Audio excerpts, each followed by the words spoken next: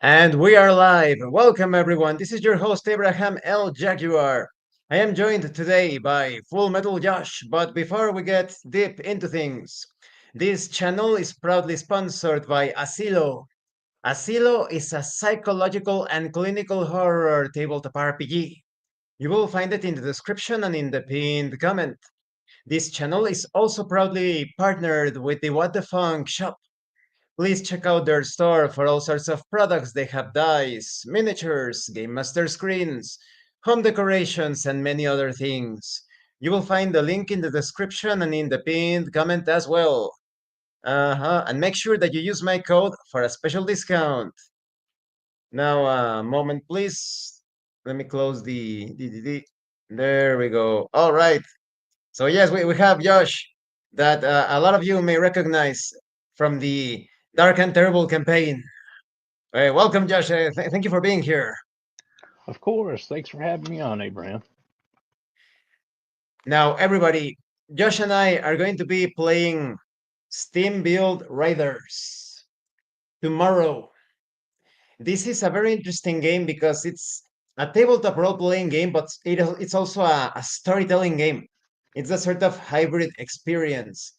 Now, Josh, did I understand correctly that you ordered this book as well, or do you have like the information in the Discord? Or I have all the information in the Discord at this point. okay, that's perfect. So yes, this is going to be a very fun and very different experience from your average tabletop RPG.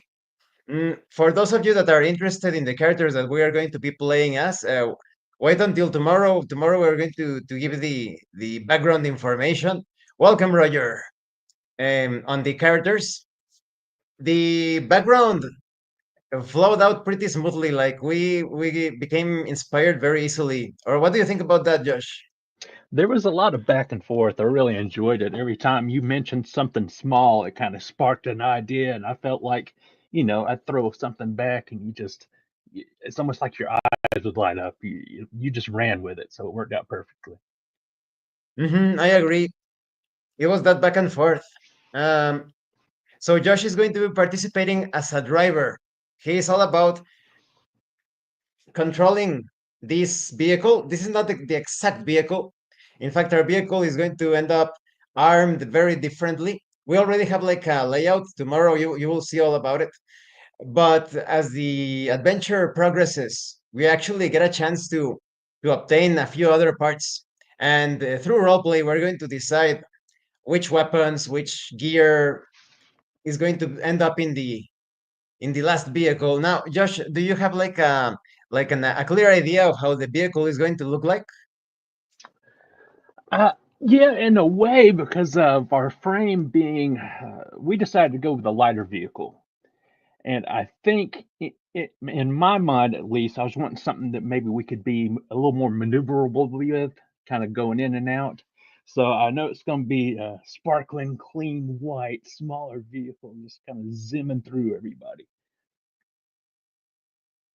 I was almost picturing it, at least as it is built currently, a bit almost like a large motorcycle for two, almost. Oh, that is excellent. Because you could be the driver at the front, and I could be, because I am going to be playing as the navigator, I could be at the back with the weapon. Oh, I see. I like that. Very good Mm, idea. um, so Josh, do you have any questions in general about how the game will proceed? I did have a couple of general questions overall as I was looking through some of the notes I had. Um, I know that everything's set up pretty much in phases. So one of the questions I was thinking is, according to the opening phase, do we roll on a table to see where our characters are going to decide to go in the city, in the city phase, the following phase? Is that kind of how that works? And we just kind of role play, maybe discussing where we're going and our strategies about it? Yes, that is correct, Okay. but mostly because I'm going to be the navigator, I'm a bit like part-time game master. Okay. So when we start playing, I will be rolling on these two tables, and let's say Ah, I obtain something like it just happened. driving. So it's up to us. If you want to facilitate for the session, like for me to facilitate the starting scene, I could start with a spark of an idea, and you continue like back and forth again. I could be like, let's say that we obtained, it just happened driving. Ah, forget the name of my character. I had to get it ready. Let me see my character. Okay. Abraham's character. So my character's name is Brent Justice, and Josh's character's name is Flint Justice. They are brothers. So I could say, Brent Justice was just walking along when he spots his brother driving across the street, and Brent screams, "Hey, bro, over here! Hey!" And then I'm going to stop, and then you continue telling the story. Excellent, excellent. Okay. Mhm. And Roger says, "This is giving me Death Race 2000 vibes from the description." It's a bit like that because the races are deadly. We're going to be not only facing other drivers, but also monsters, hazards from the environment. It's pretty crazy. And what do you think about the setting, Josh? I think it's pretty brilliant. It took me a minute to try to get my head in the right zone, and I hope I follow through with it tomorrow because technology wise, I love watching everything that has Steam technology, but getting focused in on that and trying to keep that in mind during the whole thing, that's going to be the only hurdle, which I don't think it'll be an issue. It's just something to keep in the back of my mind. No electronics, no cell phones. I like that fact about the session as far as like the setting itself. There's basically couriers going back and forth. That's the only way to get information to anyone. So it really has everyone cut off and different factions. I think there's a lot of potential for play there. For those of you that are not familiar with the setting, what Josh is referring to is because the setting, the world has fallen under the effects of a catastrophe. So no electricity, only steam. So like Josh said, we have like steam powered technology, no internet, no like very primitive radio. I imagine like a bit of a primitivism when it comes to radio. But because this is going to be a storytelling game, Josh, you can just toss things out there when you are telling the story about your character. If you think about like there is some steam powered radio, like a very short distance, you can add it if you wish. Okay, good, good, good. Uh-huh. For example, I was just thinking that they could have some devices, some screens, almost like a very 80s calculator type of screen powered by Steam and things like that. Oh yeah. And so yes, in the opening phase, I am going to be rolling on these couple of tables, and based on the combination, I will give you like the starting scene, and then we take it from there. Mm, After we have like a good introduction, when there is like a pause or a lull, like we squeezed all of the juice out of that opening phase, we Hmm. are moving to the city phase. Now, in the city phase, you have three tables, and the events become increasingly more, how you say, violent or dangerous depending on the table. So, for example, if you choose table number one, which is the normal table, you have events such as eating out, garage work, shopping for other things. But if you have table two, which is outlaw, you have events such as hunting for scrap, underground test drive, spying on rivals. Oh, A- And in table three, which is like the most like underground, deadly table of them all, you have events such as car chase. We'll just borrow this. Looking outside. And so it has more to do with like being in a dangerous environment where there could be like dangerous races or even stealing things. Like we'll just oh. borrow this. Uh-huh. So when we get to the city phase, I think that your character, because of the background that you will explain tomorrow, I Hmm. think he's perfect for event table three, like the most dangerous outlaw table. Okay, excellent. Mhm. Because for those of you that are familiar with Mad Max, Josh's character could easily fit there. Yeah, I would say that his style is a bit more anime. After all, this is an anime style game. But if there was like an anime Mad Max, Josh's character would be that character. And in my case, I'm a bit more tame, a bit more civilized. But I got, because of certain events that I'm going to talk about tomorrow, I got like pulled into things. So I think Outlaw Table number two, which is in the middle, would be, the best for my character.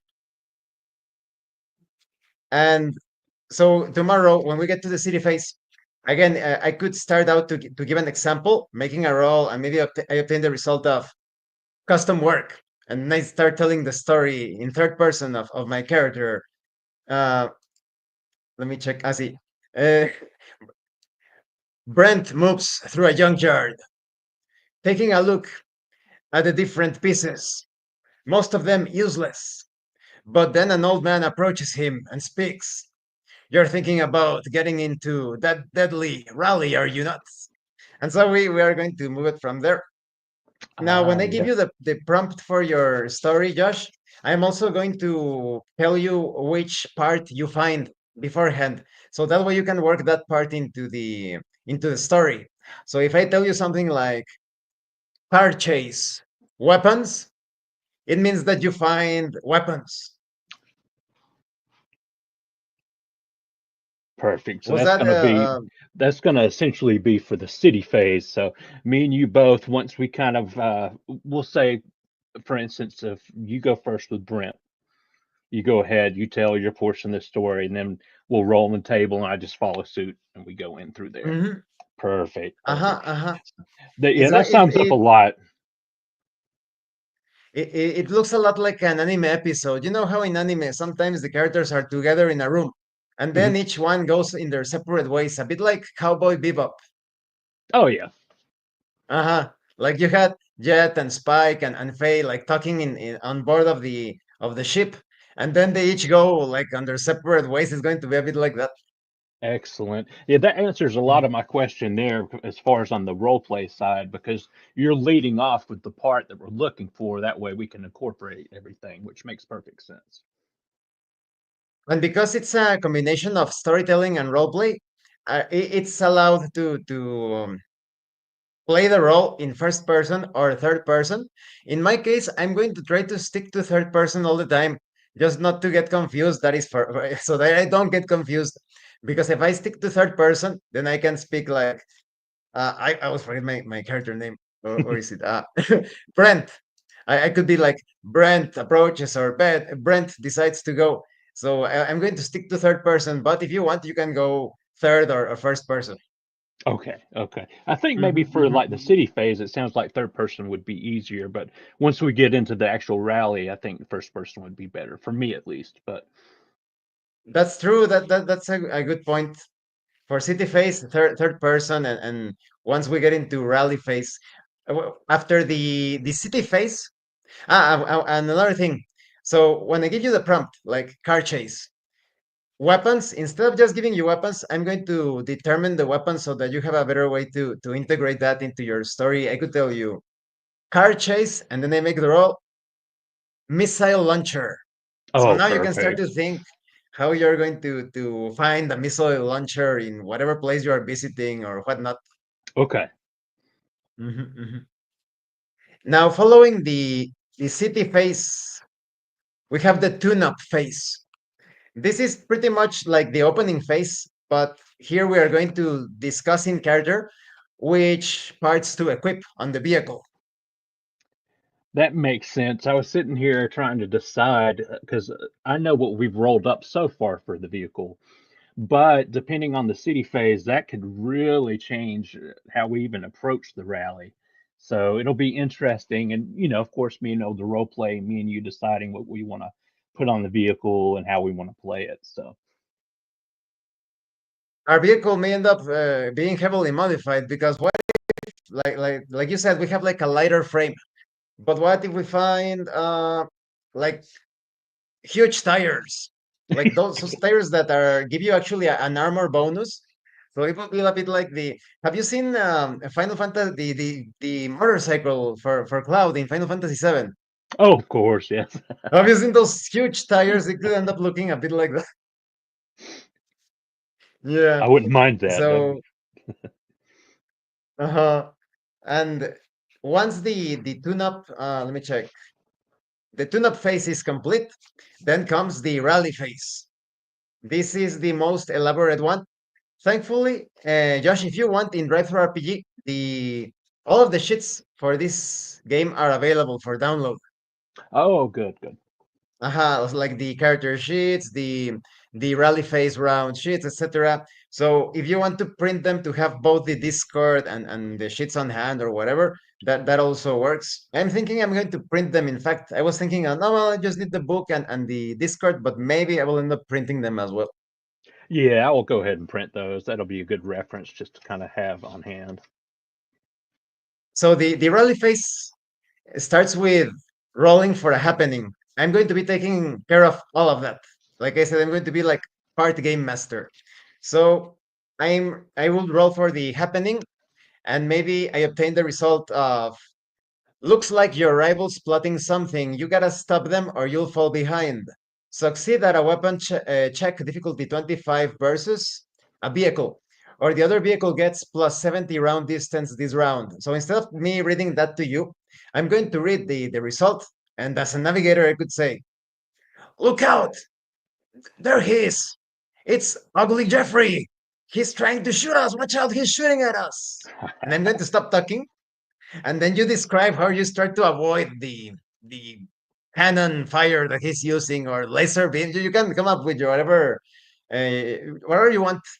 Okay. Mm, and after you are done describing the way that you are dodging and whatnot, then I can tell you in order to move things smoothly forward, I could tell you make a weapon check difficulty 20, and then you can announce I select speed 100 because I don't know if you remember the speed check steps. Do you remember them?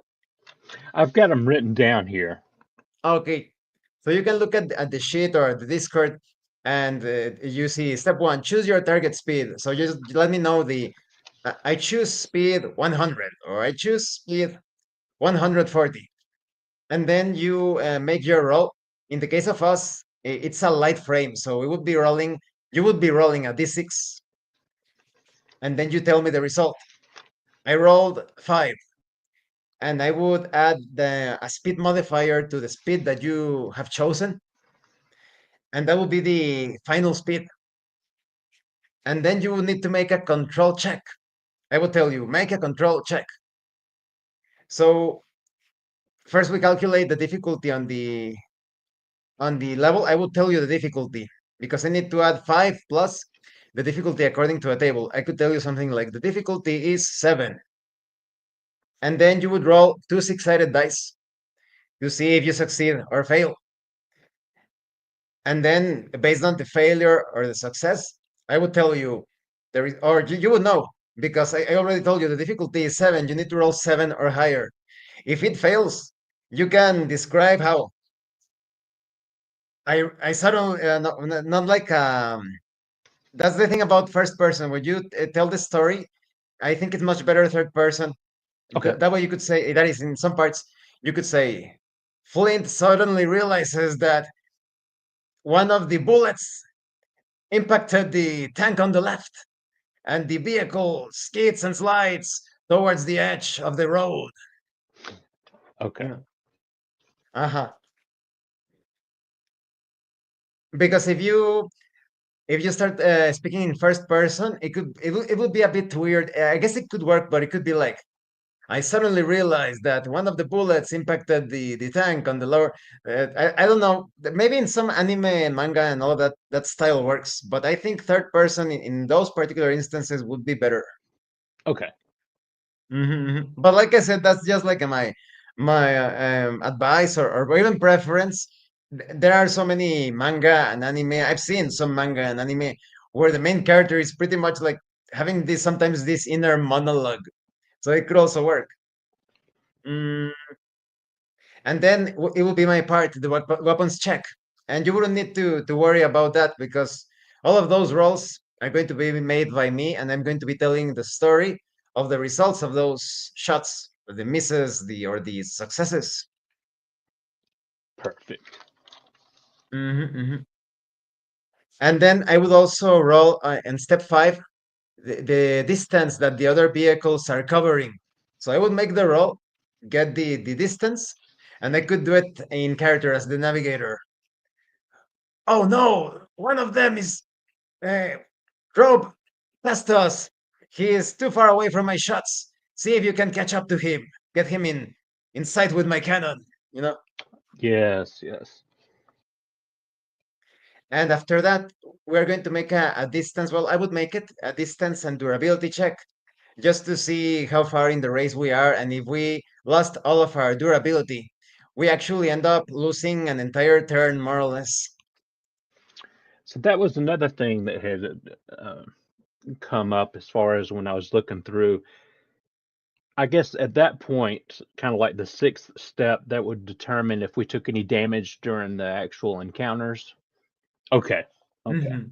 Hmm. Hmm.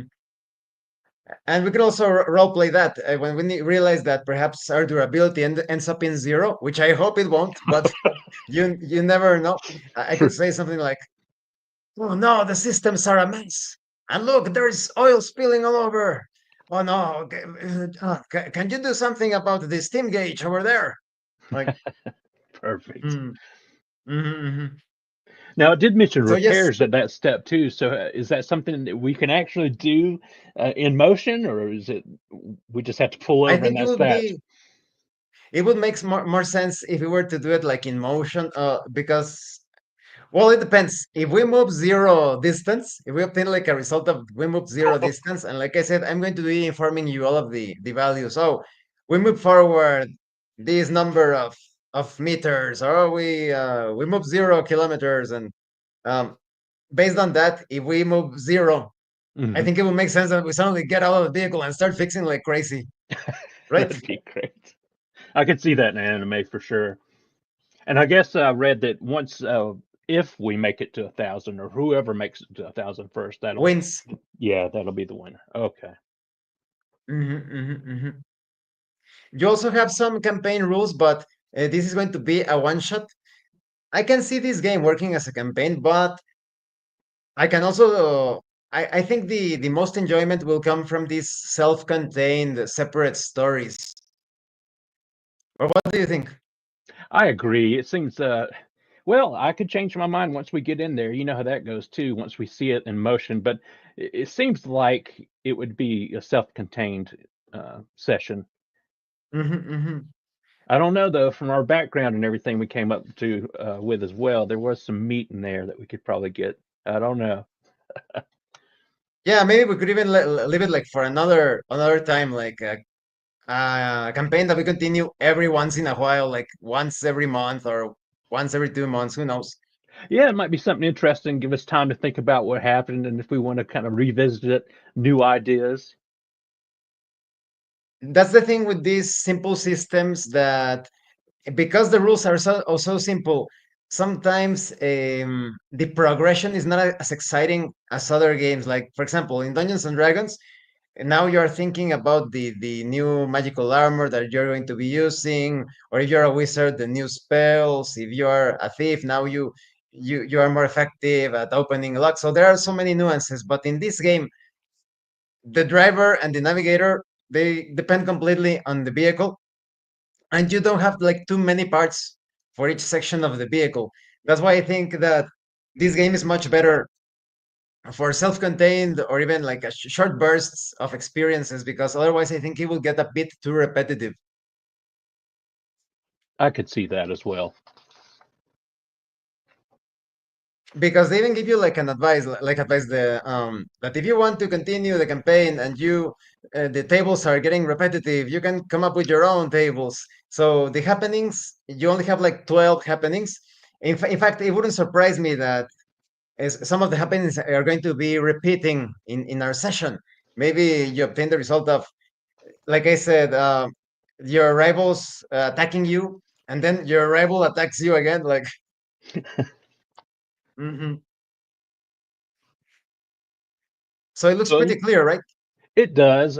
From my end, it looks like the main concerns are going to be the speed check and then the control check. And you answered one Mhm. of my questions because I didn't see it offhand. for the speed check was what to roll for the light frame, and you clarified that for the 1d6, and it looks Uh-huh. like as far as the control check itself, I'd be looking at 2d6. Let me check the system rules to see that the tables are in order. Make a 2d6, make a control check. Ah, yes, because I didn't put any tables, right? But making control check, let me see. Ha! Roll the dice according to the frame to determine the speed modifier according to a table, which is the navigator checks. Aha! Because I will be informing all of that. Okay. Hmm. Because yeah, no, otherwise the it's going to be how you say. Ah, Roger says something. It seems like the game leans heavily on the honor system. Well, yes, because but there are, believe it or not, for those of you that didn't notice, this game doesn't have a game master. This is generated by the system itself, and the navigator is a bit like the one interpreting the results. But yes, there are some people that cheat the system. I remember this guy. Well, yeah, I guess it's nice. It will be okay to call his name, Marco the Wargamer. Do you know him? I don't. I've never heard of The Marco. Omnigamer. Well, he was like Hmm. this guy. He's pretty much on the woke side. He's like super wokester. Well, he wasn't like that at first, but I guess the soy went up too much. But yeah, this guy, every single solo game that he plays, if he fails a couple of checks, he makes it so that he won, and Oh, I don't like that. I don't like that at all. Why do you even play if you're going to do that, right? yeah. You just take the dice out of it at that point, right? Yeah, so definitely, Roger. This is the honor system because Josh and I we stick to the results. We're not like, oh no, I don't want my character to die. No. Yeah. No, suffering is interesting as well, so we're gonna go with it one way or the other. Uh-huh, uh-huh, uh-huh. Mm. What else? And either way, I also think that when it comes to communicating the values of the gear, because once we obtain the new weapons, the um, the tires and whatnot, you have some very gamey values here. For example, you have the speed tires, which give you plus 40 round distance, -1 to your control check result. Mm. So it's going to be a bit of a pain if we are going like out of character constantly. So we could do something like, um, well, according to this abstract system that I have designed to determine the values of our parts, to put it abstractly, these speed tires would give you a plus 40 distance in a single round in the race, just driving, I could say. But to put it in abstract terms as well, it will give you -1 to your control check. Ah, yes, absolutely. We could even do that. Let's see, what's the phase where we're doing the installation That's of the in vehicle? the Tune-up phase. tune-up. Hmm. Yes, Hmm. yes. Oh, yeah. That's a good idea. That's how we can handle that. Yes, because otherwise we're going to be like, oh, these low friction tires are perfect. They give you plus 40 round distance, -1 to control check. And it's going to be a bit like, yeah. Take us out of the system a little bit. Or rather of the role play because the Oh, yeah, system yeah. uh System be of the rearing role its play, ugly yeah, yeah. head. Because in some very simple instances, like for example, in the case of Dungeons and Dragons, it's very easy to say the the axe bites deep into your right arm.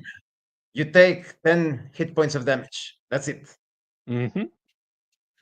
But here you have two values. You have the round distance and the control check. And in the case of the weapons, I can easily tell you, well, that missile launcher is pretty tempting. It is clearly anti-vehicle. It will give you an edge against vehicles. Perfect, Lingo. So now I don't need you to give you all of the results of the table. Now you know that the missile launcher is special against vehicles. I guess one thing I hadn't even thought about, what if we wanted to, let's say we're in a scenario and someone gets close to us and we want to try to drive them off the road or something of that nature? Is that an option or Something we could Yes, control check, because maybe? you could describe that while doing your control check. If I Ah, obtain okay. the happening result, like I could say, watch out, that guy is pretty close to us. It looks like he wants to ram us, and I'm going to Ah, shut up like that. And then okay. you describe what was the name of your character? Oh, Flint. Flint. Flint begins ramming the vehicle violently against the car on the side, and you can go for it. Okay. But here's the thing: don't describe the result yet, the outcome. Don't describe the outcome yet until you make the rolls, Ah, yes. Okay. because it will make sense that you describe that you ram the vehicle off the road and then you fail the check. I guess it could be you could say that some unrelated obstacle made you caused you to also uh, move completely outside of the road. But it's more thematic, in my opinion, that you describe like you create this setup, then you make your role, and Exactly. based on that, mhm, mhm, mhm, Intentions first. Absolutely. intentions. That's the tricky thing. It's not going to be easy because there aren't any examples right now on YouTube. There is not a single storytelling RPG hybrid example actual play. So this is going to be the first one. Just like the Dark and Terrible campaign was the first tabletop role playing game session in all of YouTube with actual role play. This one is going to be the first storytelling RPG session in existence at tomorrow at the moment of that video. I was surprised about that with the Dark and Terrible, and then I started going on YouTube and looking. Wow, you're right. Yeah, and it took everybody by surprise. But it was that's a bit disheartening as well, because it means there are a lot of people that have never role played in tabletop RPGs. And like I said, this is not my thing. And this is I in my case, like I said, I got started because I saw that game master in Texas. I saw the game master in Texas. I was hooked, completely glued to his session, and that's when I started to learn. I began my journey. Later on, I researched about Dave Arneson, but that's why it was so weird for everybody. Like, what is that? What? No, I'm so glad I came across your channel. Like I said, I've been watching it for years and years now, but you're the one that really had the best descriptions on how to actually, embody the character, which is what I was looking for. And it was like a light switch. As soon as I watched it, I was like, oh, well, you know, that that's pretty And you simple. know what's? Imagine that. Mhm. I'm glad. And you know what was really vile? After that session, I actually went to see one of the videos of, let's call him the old bag. Of the old bag, you know what old bag, right? Oh, I yes, saw yes. the video of that old bag that is no longer with us, that is in a very hot place right now. And he wrote, one of his viewers asked him, "Hey, did you see the actual play on Abraham's channel?" And he was like, "Yes, they did everything that I taught them with my book." Wait, what? Uh-huh. Oh, Josh, no. did you ever speak with that old bag before? I hadn't actually. The only thing I remember is I saw that he had commented on that, praising the first video. I remember that, but no, I didn't ever hear that. That's pretty wild. That was the first warning sign that I saw, like he taught us, so he was already taking credit. That's Wow, Alex. yeah. Hmm. But yes, the game I think is going to be very fun because we're going to be challenging ourselves, juggling role play with storytelling. It's definitely going to be a new experience, but I'm looking forward to it. Like you said, sticking our toes out there, giving it a shot, and something that hadn't been done before. So. Uh-huh, uh-huh. Did you have any other questions about the game or the setting? No, no, I think that was pretty much it. Just a small little couple of things, and then the technical questions as far as like the die rolls. But it, everything pretty much comes down to you being the navigator. You're going to cover the majority of the instances where I would even have a question to begin with. So, you've covered all that. And that's what, for example, in comparison, I don't do as many checks. In your case, you need to do like the speed check and also the control check. Control check. But Yep. in my case, I only shoot the weapon. That is my only check because I'm running the tables for to determine the events. Exactly. So you do have a lot to keep up with, but it sounds like it's a really good balance though. So I'm looking forward to it. Hmm. And also, I would say that the only thing that you also need to be mindful is in the speed check. Think about the speeds that you want to choose because, like I said, you have six speeds: 60, 80, 100, 120, 140, and 160.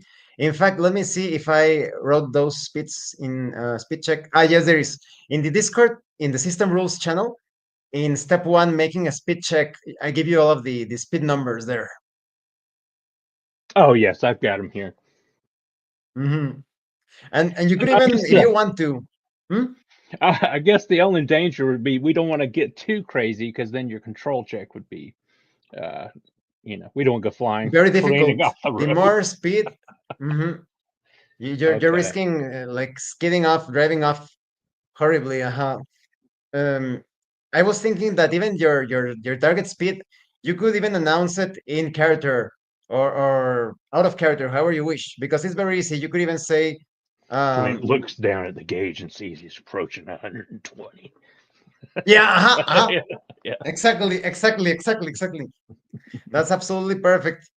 And I give you the results. I will tell you roll 1d6. Or if we modify, who knows? I haven't seen if one of the parts is going to modify our frame to medium frame or something, or if we decide that. But let's say it stays on light frame. I will tell you roll a d6, right? Exactly. Hmm. Now, when it comes to the game thing, the city of Laminopolis, the non-player characters, and all of that, they're just there so that you can have tools to improvise. Oh, okay. That makes sense. Hmm. Because if you obtain like a result that requires a non-player character, you could go like, oh, there's Bruce. Hold on. Flint runs towards Bruce and speaks. Ah, yes. Quick reference. Hmm. Hmm. Hmm. But I guess this is pretty much everything that you need to know about Steam Build Riders. But if you have any other questions later on, just let me know in the Discord. Absolutely. I appreciate you taking the time to kind of go over it, and I'm sure it'll help other people out that are checking the system out. It looks very fun. Hmm. Hmm. This company, although this publisher, I also don't. I'm not that huge of a fan of this publisher because again, they're a bit on the woke side. I even Ah, went into their Discord when I first started to see that they were releasing these Japanese RPGs and the nonsense. They think that role playing is a conversation outside of the mm, game. They think storytelling, and they even mentioned, no, but you're not talking to anyone within the fiction, and they started attacking me. What? Are you putting words into my mouth? Do you want to get banned? And it's obvious that like the moderators have that stereotype of, the meme Discord moderator. mm. One of those is. Oh, yeah. You give Yeah, somebody just a little bit of power, and then, they have to abuse it as much as possible. uh-huh. But yes, I think we are ready. And they actually have other simple games. I've played another one of those. It's called no, Fletch Witch, Hedge Witch. Let me check it out. I saw it right here. Hedge Mm, witch. mm, Hedge Witch or something. Let me see. Let me see. Uh, editor, where is it? Lion Wing. Uh, uh, uh, Lion Wing. Okay, here it is. And I have it and I played it.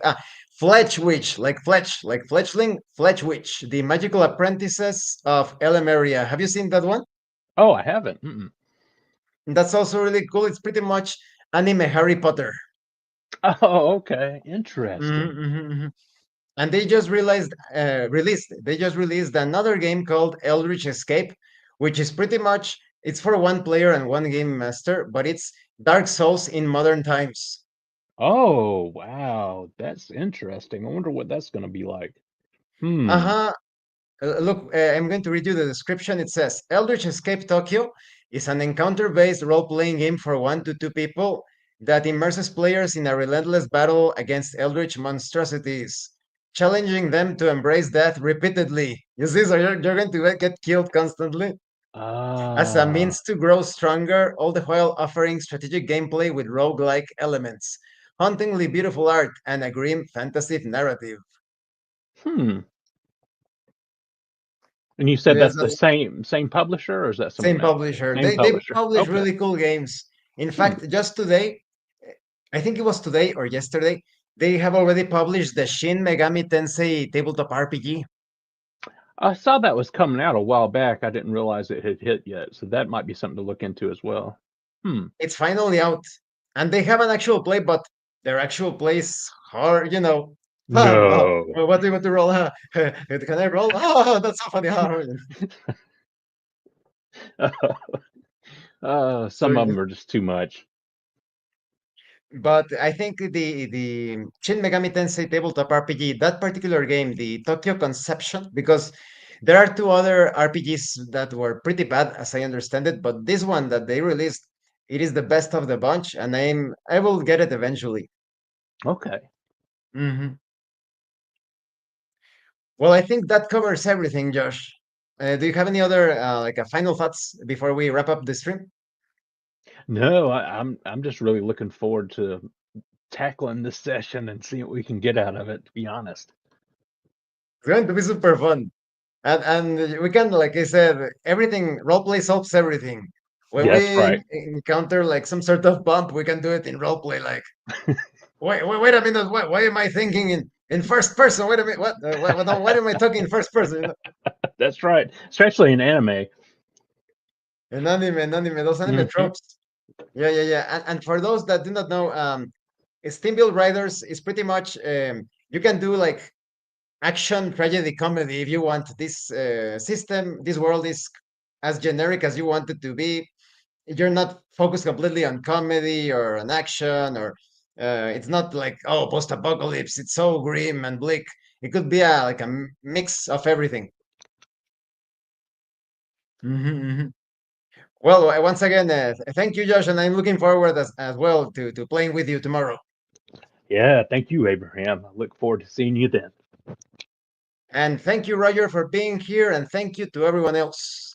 And thank you so much to those of you that are going the extra mile to support the channel. If anyone else wishes to further support the channel, consider joining as a member using the super thanks button.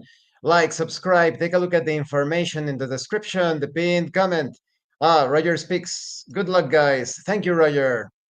And remember, roleplay solves everything. So once again, thank you. I'm going to stop the recording in 10 seconds.